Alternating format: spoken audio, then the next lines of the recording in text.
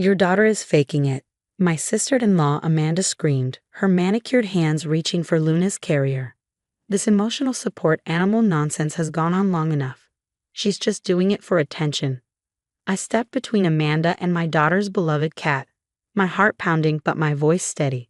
Back away from Luna right now. My 8-year-old daughter Emma clutched my leg, trembling as she watched her aunt's outburst. My name is Sarah Wilson, and I never thought I'd be defending my daughter's medical needs from my own family. Luna wasn't just a pet. She was the reason Emma could finally attend school regularly after years of debilitating anxiety attacks. But Amanda had always been convinced we were somehow gaming the system. It's ridiculous, Amanda continued, her voice dripping with disdain. My kids don't need special treatment. Emma's just spoiled, and you're enabling her. She gestured wildly at Luna's carrier, where our gray tabby sat calmly, her presence already helping Emma's breathing slow down. I'd gotten used to Amanda's snide comments since Emma's diagnosis 2 years ago, the whispered remarks at family gatherings about how anxiety wasn't real in children, the social media posts about parents who coddle their kids. But this was different. This time, she'd shown up at our house unannounced, demanding to prove Emma was faking. Emma, sweetie, I said softly, keeping my eyes on Amanda. Take Luna upstairs to your room and lock the door. I need to talk to Aunt Amanda alone. Emma quickly grabbed Luna's carrier and hurried upstairs, her tiny feet pattering on the steps. Oh, really nice, Amanda sneered, teaching her to run away from her problems. No wonder she's like this. I waited until I heard Emma's door click shut before turning to face my sister-in-law. What exactly do you think you're doing, Amanda? Bursting into our home, screaming at my daughter, trying to grab her support animal? I demanded, my voice unwavering in its defense of my daughter's well-being. I'm trying to help, Amanda shot back. Everyone's talking about it, you know. How you parade around that special cat, getting accommodations at school, making Emma think she's different. It's embarrassing to the whole family. After Emma's diagnosis, the security cameras I'd installed whirred quietly in the room's corners, capturing every moment of Amanda's tirade. She had no idea that her performance was being recorded, or that every word she spat would come back to haunt her. Emma's medical needs aren't up for debate, I said firmly. Her doctors, therapists, and the school administration all agree that Luna is essential for her well-being. Your opinion on the matter is neither needed nor welcome. Amanda's face reddened. Medical needs. Please. When I was her age, we didn't have all these fancy labels. We just dealt with things. And now you've convinced her she needs some cat to function normally? I thought about the years before Luna when Emma could barely leave the house. The panic attacks that left her gasping for air in the middle of class. The birthday parties she missed. The friends she couldn't make. Luna had changed everything, her steady presence and trained responses helping Emma regulate her emotions and face her fears. The medical records don't lie, Amanda, I said quietly. Neither do the school reports showing Emma's progress since Luna became part of our family. If you'd bothered to educate yourself instead of jumping to conclusions. Medical records? Amanda scoffed. More like expensive paperwork you bought to get your way. I'm telling everyone you're using that cat to make Emma dependent on you. My phone buzzed in my pocket, probably my husband James, Emma's stepfather, checking in. He'd been worried about Amanda's recent behavior, her obsession with exposing Emma's supposed fakery growing more intense over the past few months. I think you should leave, I said, moving toward the door. And I strongly suggest you think very carefully about your next steps. Emma's medical care isn't a family debate topic. Amanda grabbed her purse, her knuckles white with rage. This isn't over. That cat is weakening my niece, and someone needs to step in. If you don't do it, I will. As she stormed out, slamming the door behind her, I let out a shaky breath. Upstairs, I could hear Luna's soft purring through Emma's door, already helping my daughter calm down from the confrontation. I pulled out my phone and clicked on the security camera app, watching the recording of Amanda's outburst. She didn't know that this wasn't the first time I documented her behavior. I had years of evidence. Text messages dismissing Emma's diagnosis, social media posts mocking emotional support animals, recordings of her telling other family members that Emma was just sensitive and I was overprotective. Each incident was carefully saved and dated, building a case I hoped I'd never need to use. But as I watched Amanda's car speed away, I had a sinking feeling that today's confrontation was just the beginning. She'd always needed to be correct and in control, and Emma's condition challenged her rigid worldview in ways she couldn't accept. I climbed the stairs to Emma's room, knocking softly. "Sweetie, it's Mom. Can I come in?" The door opened slowly, revealing Emma sitting on her bed with Luna curled up in her lap. The cat's rhythmic purring matched my daughter's steadier breathing. "Is Aunt Amanda gone?" she asked in a small voice, her innocence and vulnerability tugging at my heartstrings. "Yes, honey, she's gone." I sat beside them, my presence a comforting shield against the storm that had just passed. "You did exactly the right thing, coming up here with Luna." Emma stroked Luna's soft fur, her fingers trembling slightly. "Why doesn't Aunt Amanda believe me? Luna helps me. She makes the scary feelings smaller."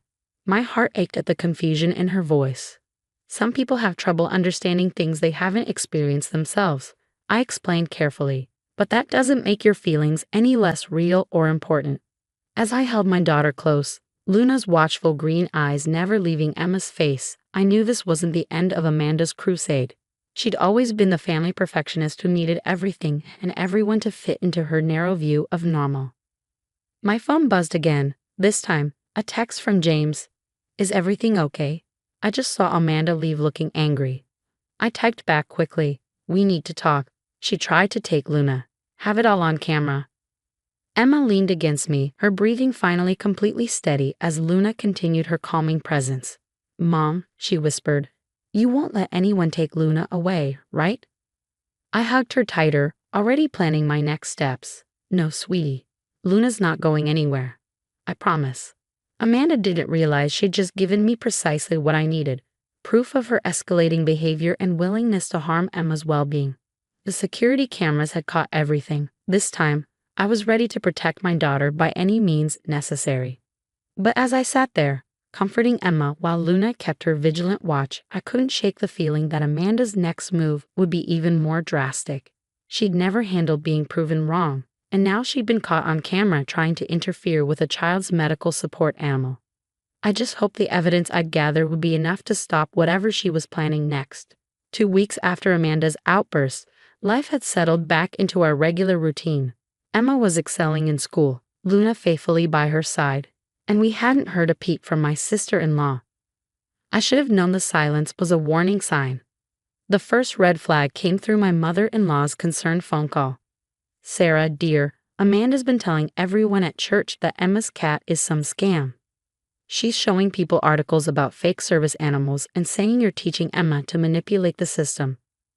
I gripped my phone tighter, watching through the kitchen window as Emma played in the backyard, Luna observing from her cat tree on the patio. "Has she said anything specific about what she plans to do?" "That's why I'm calling." My mother-in-law's voice dropped to a whisper.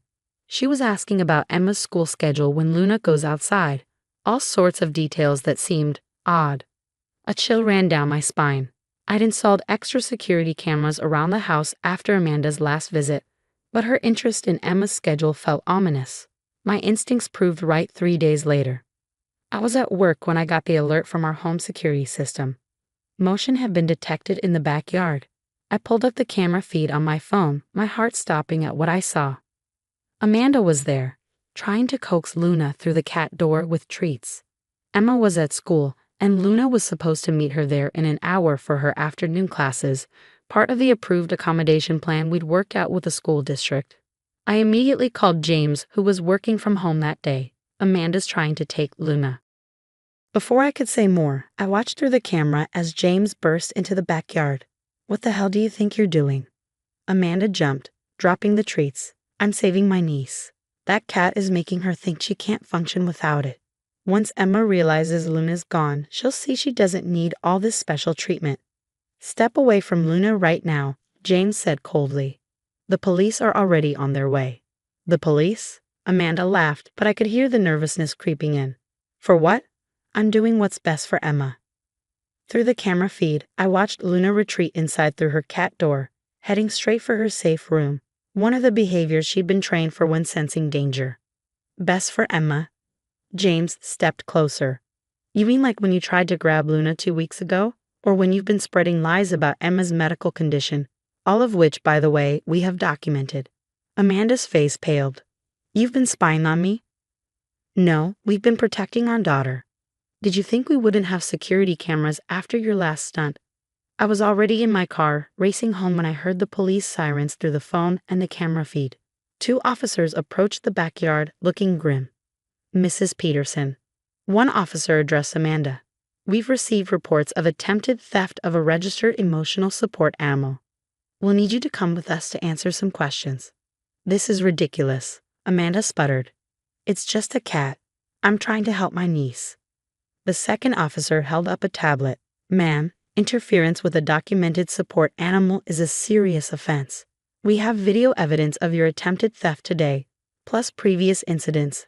I arrived home just as they were escorting Amanda to the police car. She saw me and her face contorted with rage. This is your fault, she screamed. You've turned everyone against me. Emma was fine before you started this whole anxiety story. I walked past her to James, who hugged me tightly. Luna's safe, he whispered. She's in her room. I already called the school to let them know what happened and that we must adjust Emma's schedule today. As the police car drove away, I sank into a kitchen chair, shaking. We need to get a restraining order. She's not going to stop. James nodded, pulling out his phone. I'll call our lawyer. We have enough evidence now. The security footage, witnesses, her social media posts. Mom? Emma's voice came through my phone. She was calling from school. Is Luna okay? My teacher said there was an incident at home. Luna's fine, sweetheart, I assured her, trying to keep my voice steady. Dad protected her. We'll bring her to school as soon as possible, okay? After calming Emma, I went to check on Luna. She was in her special room, calm and collected as always. Her training had prepared her for situations like this, but I still felt sick thinking about what could have happened if we hadn't installed those cameras. The police called that afternoon. Amanda was being charged with attempted theft and harassment. She'd been served with a temporary restraining order, barring her from coming near our house, Emma's school, or any place Luna might be.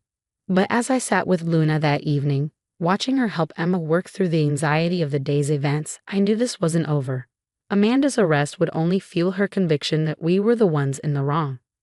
I pulled out my phone and started documenting everything again, adding today's footage to our growing file. Whatever Amanda planned next, we would be ready. We had to be. Emma's well-being depended on it. The courtroom was silent except for the soft sound of Luna's collar bell as she sat perfectly beside Emma's chair.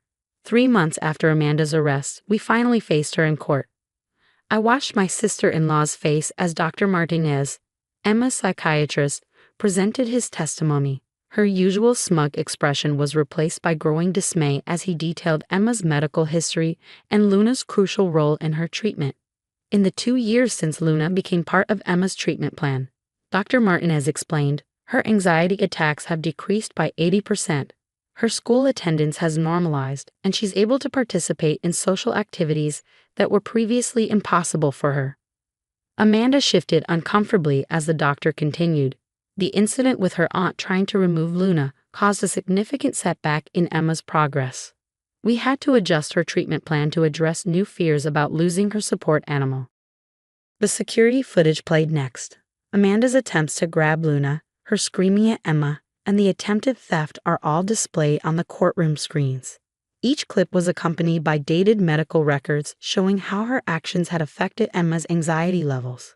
My sister-in-law needs help, I told the judge when it was my turn to speak. Her obsession with proving Emma's condition isn't real has escalated to the point of harming a child's mental health. We're not asking for jail time. We're asking for mandatory counseling and a permanent restraining order. Emma squeezed my hand as I sat down. Luna immediately pressed against her legs, helping her stay calm in the tense atmosphere. Several people in the courtroom wiped away tears as they watched their interaction. When Amanda finally spoke, her voice had lost its usual defensive edge. I didn't understand, she admitted quietly. I thought I was helping. In our family, we never talked about mental health. We just pushed through things. The judge's verdict was clear: a permanent restraining order, mandatory counseling sessions, and community service at a local mental health organization. Amanda would have to learn about the realities of anxiety disorders and the vital role of support animals. As we left the courthouse, Emma knelt to hug Luna. We did it, girl. You're staying with me forever. Luna purred loudly, touching her paw to Emma's cheek, one of her trained comfort responses. The photographer from the local paper captured the moment and later used it in their article about emotional support animals and children's mental health. 6 months later, I received an unexpected letter from Amanda. She completed her counseling and worked part-time at a therapy animal training center. "I'm sorry," she wrote, "watching those children with their support animals, seeing how they help. I understand now what Luna means to Emma. I was wrong, and I'm working to be better." Emma read the letter with Luna curled in her lap. "Do you think Aunt Amanda understands now, Mom?" I smiled, watching Luna's calming presence help Emma process this new development. "I think she's learning, sweetheart. Sometimes people need time to understand things different from what they've always believed." As Emma did her homework with Luna faithfully by her side that evening, I updated our family photo album. Next to Emma's school picture, I placed the newspaper photo of her and Luna at the courthouse. The caption read, "Local family wins landmark case for children's mental health rights." Luna's soft purr filled the room as Emma kissed her head. "You're not just my support cat," she whispered. "You're my hero." Looking at them together, I knew every battle had been worth it. Sometimes the most potent love stories aren't between people. They're between a little girl and a cat who helped her find her courage and a mother who fought to protect them both. Amanda's journey to understanding might have been difficult. Still, it led to a greater awareness in our community about mental health and the incredible bond between children and their support animals.